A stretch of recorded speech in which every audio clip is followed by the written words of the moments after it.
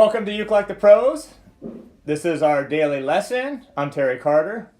Thank you for being here, and thank you for helping spread the word about Ukulele the Pros. Today is our words of wisdom.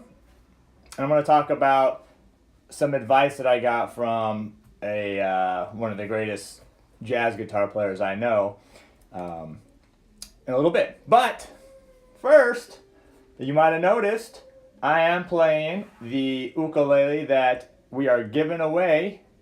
And I say we, meaning me, Ukulele the Pros, and also sponsored by Koaloha, that we're giving away. This is the soprano long neck ukulele. This is their Opio line, which is Opio wood. And this is a long neck soprano. What I researched on this was that this neck is actually the same neck that they put on the concert ukulele. So it means it's a little bit longer and a little bit wider. And what I like about that is that it helps keep the notes in tune, especially as you move up the ukulele neck. Sometimes the sopranos get a little bit funky and out of tune as you start moving up. But this one is real nice. If you watched my last video, I was able to figure out how to operate these tuning pegs. I know it seems simple. I just had to tighten these screws. But anyway, just sign up for this. This is totally free. No purchase necessary at ukulelethepros.com.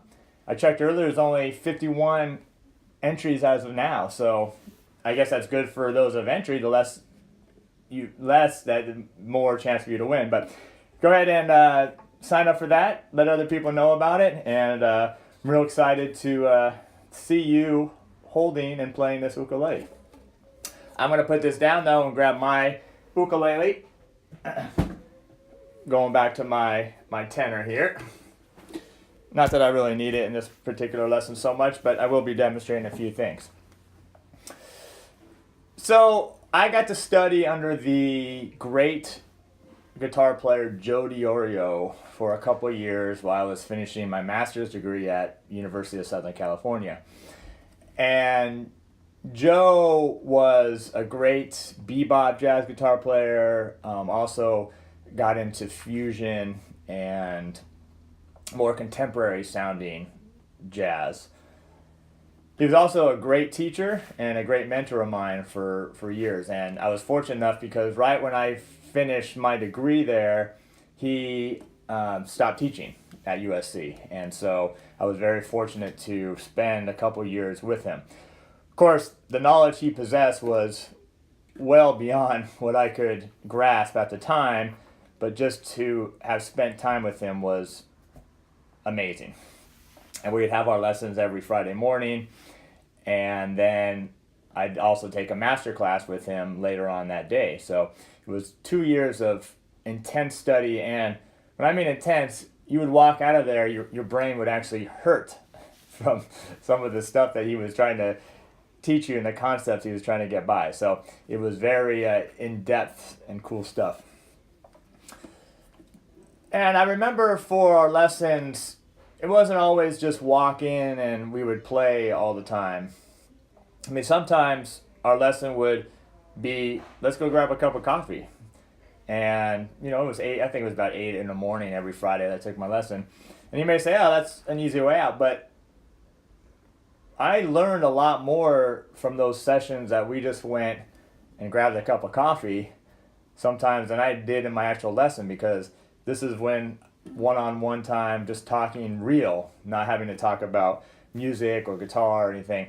And this is where Joe opened up and taught me a lot about just life and different experiences that he had gone through.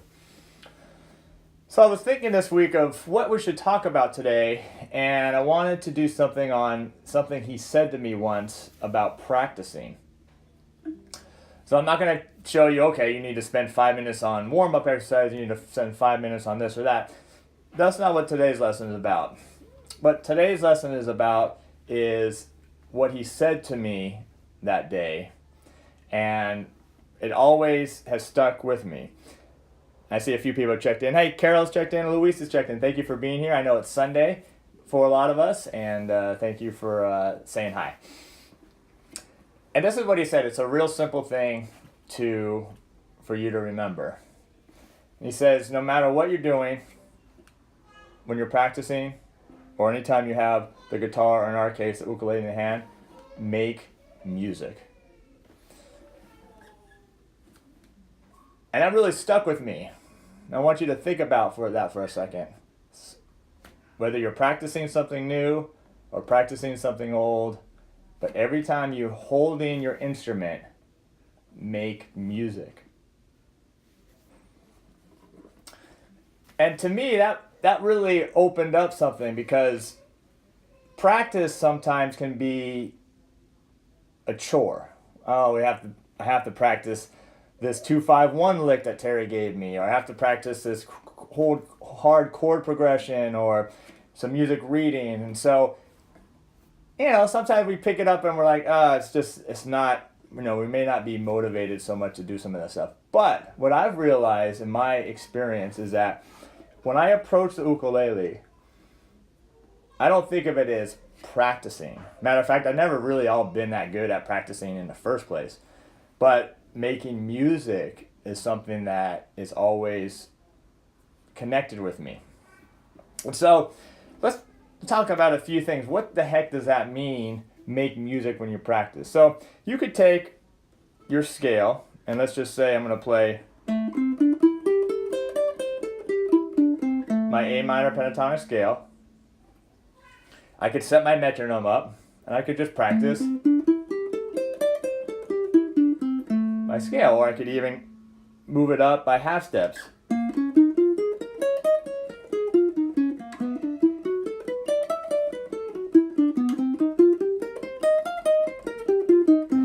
Now, that serves a purpose, for sure. I mean, it's a warm-up exercise. It's not too bad. But overall, it's not very musical. So if I was playing like what I played earlier,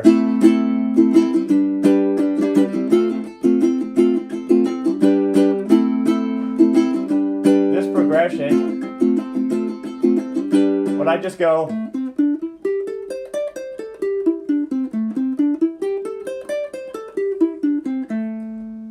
no, that's just running the scale up and down. Not very musical. But if I just change a few things about that,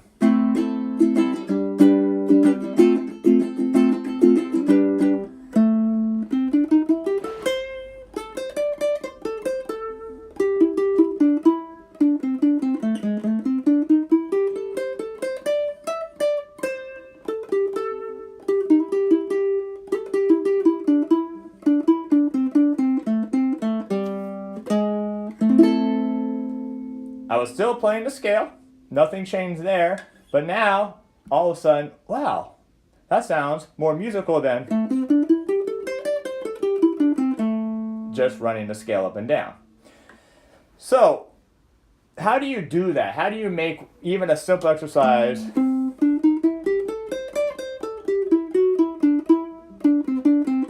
more musical? Well, this is where we get into things like dynamics.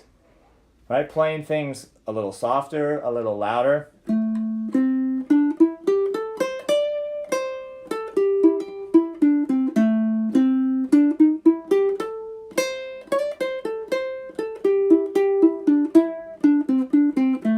Just adding dynamics, changing the rhythm a little bit. Instead of just playing just a scale up and down using quarter notes,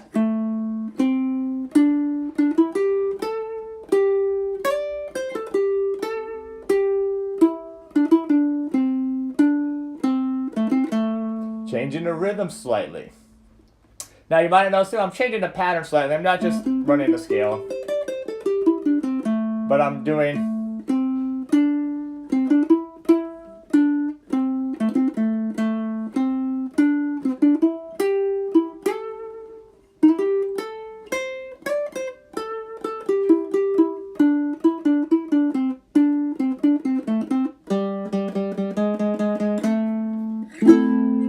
now I'm using my brain, I'm thinking, I'm making it musical, it sounds good to my ear, and to be honest, I'm having a lot more fun doing that than just playing the scale up and down.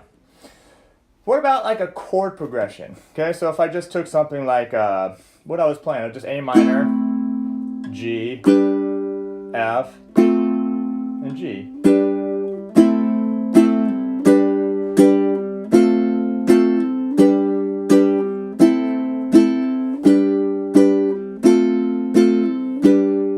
of boring, right?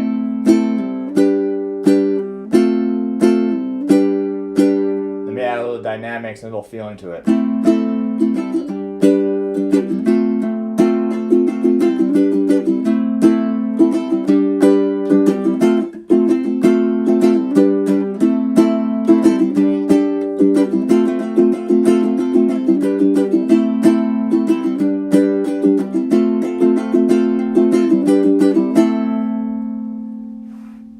Same progression, adding just a little feeling, whether you're accenting certain notes a little bit more, changing the rhythm slightly, just doing something to bring it to life and really make that connection to you, because I'm still practicing the same things, still working on the chords, still working on the strum pattern, but now it's making it musical.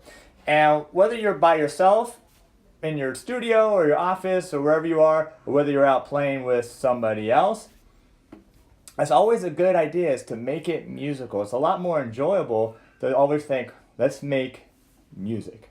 Okay, so I know it sounds so simple. You'll hear that and be like, that doesn't sound like anything that would be earth-shattering. It doesn't have to be.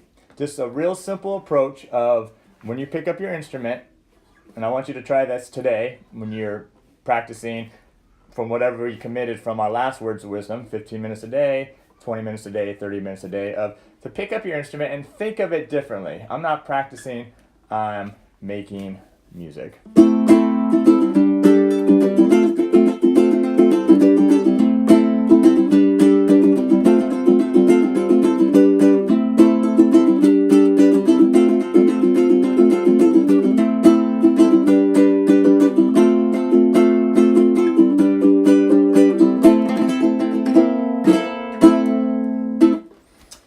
That's going to do it for today. Thank you for being here.